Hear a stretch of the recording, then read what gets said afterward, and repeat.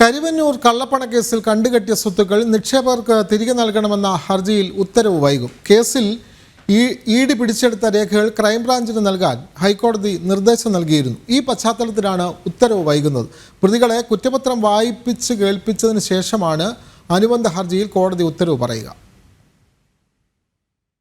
ഹർജി വീണ്ടും പരിഗണിക്കുന്നത് കലൂർ PMLA കോടതി ഓഗസ്റ്റ് 12 മാറ്റിയിരുന്നു. ചൊവ്വാഴ്ചയും ഹർജികൾ കോടതി പരിഗണിച്ചിട്ടുണ്ട്. കരുവന്നൂർ കള്ളപ്പണ കേസിൽ ഇഡി പിടിച്ചെടുത്ത രേഖകൾ ക്രൈംബ്രാഞ്ചിന് നൽകണമെന്ന് ഹൈക്കോടതി നിർദ്ദേശിച്ചിരുന്നു.